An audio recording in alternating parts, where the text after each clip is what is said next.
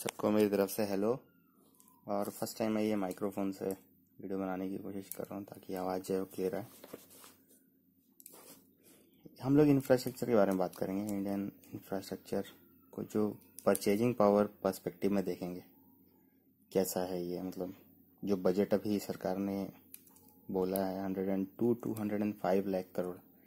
Actually 105 lakh crore Nirmala madam ने कहा है कि it will be invested in infrastructure coming 5 years का टारगेट है। तो पहली बार फर्स्ट टाइम इतना बड़ा बजट हम लोग के हाथ में है इंफ्रास्ट्रक्चर के लिए। इसके पहले इतना ज़्यादा बजट इंडिया के पास होता नहीं था, तो बहुत सारे चांसेस हैं। तो जैसे कि नॉर्मली मैंने परचेजिंग पावर पे डिफेंस का भी और इसरो का भी के बारे में बताया हुआ है एक defence power of India video में। तो आप नॉर्मली देखेंगे कि जो डिफेंस है और जो इसरो का बजट है वो इतना ज़्यादा है नहीं इंडिया का, बट स्टिल इंडिया कॉम्पैटिबल है to other super power countries. और ऐसा लगता है कि हाँ 6-7 साल में ग्लोबल फायर पावर इंडेक्स में इंडिया यूएस को भी इक्वल टक्कर दे देगा। तो डिफेंस का बजट अभी एज ऑन डेट इंडिया का सारा वन रैंक वन पेंसिल पान मिला दीजिएगा तो $70 बिलियन के आसपास बैठेगा।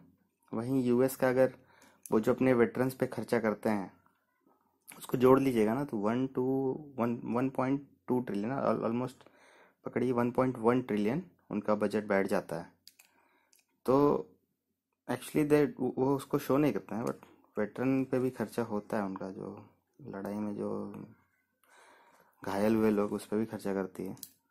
सिमिलरली तो ये काफ़ी बड़ा रेशियो हो जाता है, ऑलमोस्ट 15-20 टाइम्स का डिफरेंस हो जाता है, 15 टाइम्स का एक डिफरेंस हो जाता है। फिर भी आप देख रहे हैं कि इंडिया जिस तेज़ी से ग्लोबल फायर पावर इंडेक्स में इम्प्रूव कर रहा है, तो ऐसा लगता है कि 4-5 साल में India is very close to US and China with similar budget. ये बजट क्या हर साल 7% से बढ़ जाता है।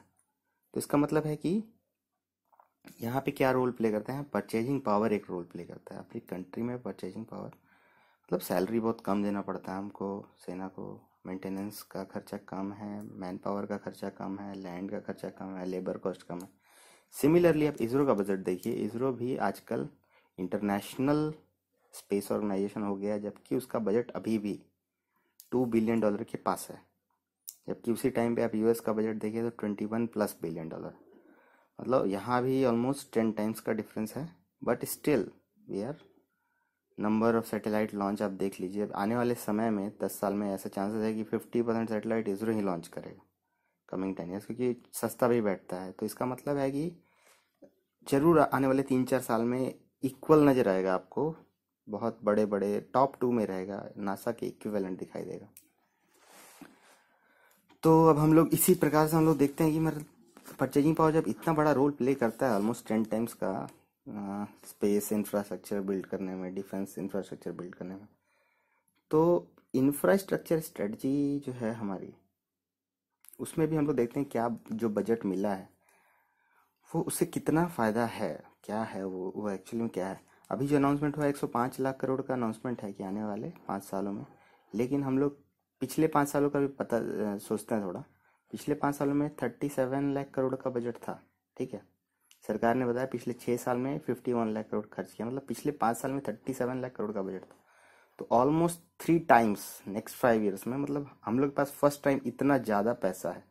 पिछले 5 साल में भी 37 lakh crore big money, but इतना ज़्यादा पैसा पहले हुआ नहीं करता था, तो बहुत सारे प्रोजेक्ट थोड़ा स्लो जाते थे।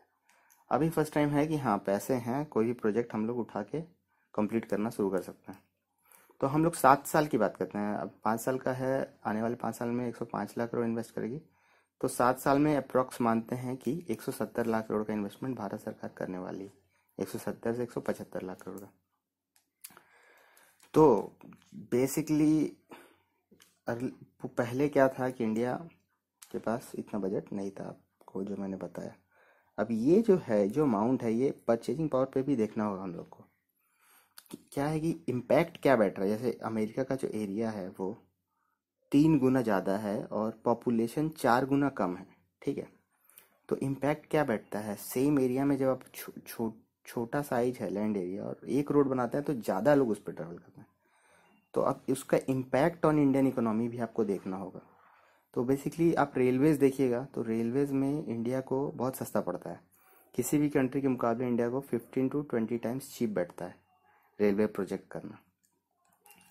तो सिमिलरली आप रोडवेज में भी इंडिया यूएस के मुकाबले 3 to 4 टाइम्स का गैप बना लेती है। सबसे सस्ता है इंडिया में रोड बनाना भी कंपेयर टू अदर कंट्रीज। तो चीप लैंड चीप लेबर भी इसके एक बहुत मेजर रीज़न है, और करेंसी अंडर वैल्यूएशन भी बहुत ज़्यादा बड़ा रोल प्ले करता है। और उसी में आप देखिए तो ये जो इम्पैक्ट है इसको, और साथ में आप अंडर वैल्यूएशन को लेंगे तो ये जो 170 लाख करोड़ है यूएस के टर्म्स में, इसको आप ये 10 टाइम्स मोर पावरफुल है। अदर चीज़ें भी ले, सोलर में भी इंडिया डबल सस्ता है कंपेयर टू अदर कंट्रीज। और इतना बढ़िया अभी solar has become like India का फर्स्ट टाइम, इंडिया एकमात्र कंट्री है जिसका सोलर पावर कोल पावर से सस्ता बैठ रहा है, अराउंड 15% का गैप आ गया। तो आप समझ सकते हैं कि मतलब चीज़ों की कितना डिफरेंस पड़ जाता है। तो जब आप एयरपोर्ट्स, जो हमारा इंफ्रास्ट्रक्चर टोटल कंस्ट्रक्ट होगा डिजिटल इंफ्रास्ट्रक्चर, अगर डिजिटल इंफ्रास्ट्रक्चर सस्ता नहीं है तो आप कॉल्स कैसे सस्ते हैं? आपको 100 रुपये में कैसे अनलिमिटेड मिल जाता है डाटा और कॉलिंग, 4G कॉलिंग 100-150 रुपये पड़ता है इंडिया में।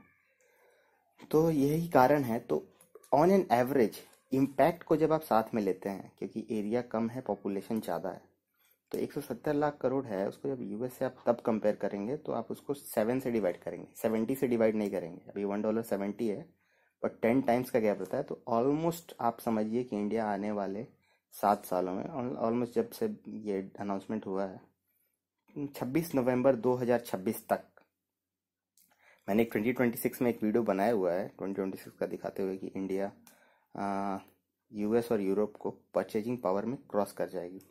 तो 2026 तक इंडिया $25 ट्रिलियन इन्वेस्ट करने वाली है। ये हुआ रियल डाटा, जो हम लोग फैक्ट फिगर्स में जब चेक करेंगे, एग्जैक्ट फिगर्स में, तो ऐसे चेक करेंगे। तो इंफ्रास्ट्रक्चर बजट अमेरिका का फिलहाल कितना है? तो अमेरिका का टोटल जो रेवेन्यू ही होता है वो 3.4 होता है $ट्रिलियन। उसमें से 1.1 मिलिट्री को ही देना है, सोशल सिक्योरिटी भी है, बजट इनकम पेमेंट भी है।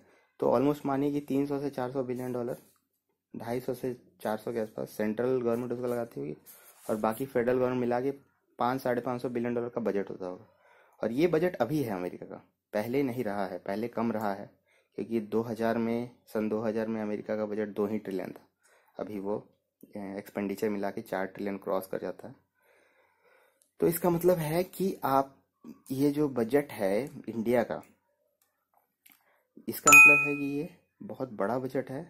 और ये ऑलमोस्ट, आप इसका इम्पैक्ट साथ में जब आप इसको एडजस्ट करेंगे तो आपको लगेगा कि हाँ, ये इंडिया जो है ऑलमोस्ट इतना इन्वेस्ट करेगा जितना यूएस ने पिछले 100 सालों में इन्वेस्ट नहीं किया है।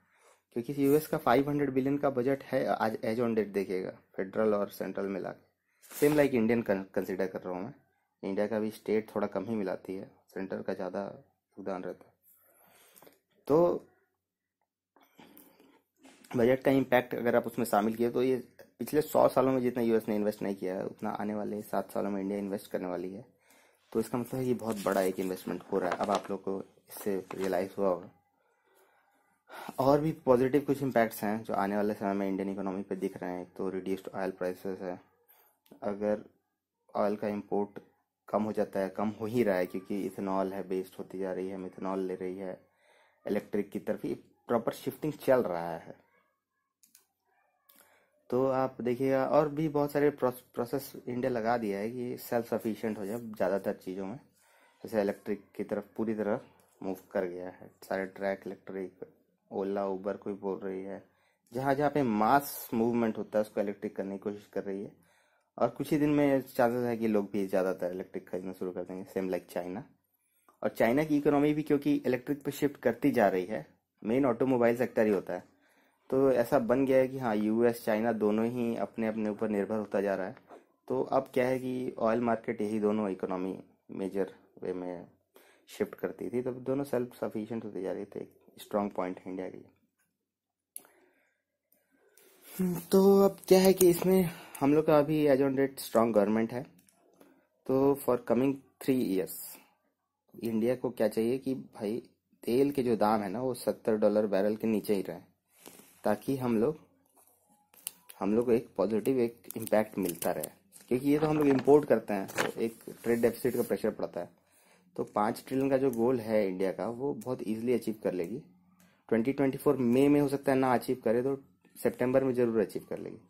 और चांसेस है कि बाहर से भी, जब चाइना के ऊपर भी प्रेशर है कि करेंसी को बहुत ज़्यादा अंडर वैल्यूड करके रखा है, तो कंट्रीज बोलेंगी नहीं अभी थोड़ा प्रॉपर ग्लोबलाइजेशन की तरफ। तो सबसे अच्छी बात जो होगी ये इंफ्रास्ट्रक्चर बजट के कारण, इस इंफ्रास्ट्रक्चर बजट के कारण एक बहुत बड़ा घटना घटेगा 2026 तक, जो मेरा अनुमान था। अभी एक पॉपुलेशन कंट्रोल बिल भी इंडिया लगा दे तो पॉपुलेशन इंडिया का 16% हो जाएगा उस टाइम पे, वर्ल्ड पॉपुलेशन का। और सेम टाइम पे इंडिया की इकोनॉमी भी 16% ऑफ वर्ल्ड इकोनॉमी होगी ऑन परचेजिंग पावर। तो उस दिन इंडिया एक्चुअल में फेयर इकोनॉमी होगी दुनिया के टर्म्स में। ऐसा नहीं कि हम दुनिया के रेस्पेक्ट में गरीब हैं, हमारा एग्जैक्ट शेयर है परचेजिंग पावर पे दुनिया का। तो यही मैं बताना चाहता था। इंडिया तो आपको अभी जैसा चल रहा है, तेल का दाम नीचे चल रहा है, इंडिया ज़्यादा से ज़्यादा 2022 तक ट्रेड सरप्लस कंट्री बन जाएगी। तो मतलब हमारा ट्रेड डेफिसिट उस समय नहीं हुआ, तो ये भी एक चीज़ ऐड ऑन हो जाएगा। हाउसेस प्राइसेस भी जो हैं वो भी अभी होल्ड पे हैं, उसके कारण भी परचेजिंग पावर को एक अपर इम्पैक्ट मिलता है। अगर रेंट नहीं बढ़ रहे हैं, हाउस के दाम नहीं बढ़ रहे हैं, तो आदमी के पॉकेट में ज़्यादा पैसा बचता है, उसका परचेजिंग पावर बढ़ता है। तो वो भी अभी तो हाउसिंग फॉर ऑल जब तक मोदी जी चला रहे हैं, तो चांसेस है कि 2022 तक हाउसिंग प्राइसेस भी बहुत ज़्यादा अनस्टेबल नहीं हो, सिमिलर वे में ही मूव करेगा। तो यही मैं इम्पैक्ट डिस्कस करना चाहता था, क्योंकि बहुत सारी मीडिया ऐसे ही बोलती हैं कि सम ऑफ द इकोनॉमिस्ट सेइंग कि 5 ट्रिलियन कैसे हो जाएगा, 14% ग्रोथ चाहिए। ऐसे तो फालतू की चीज़ें।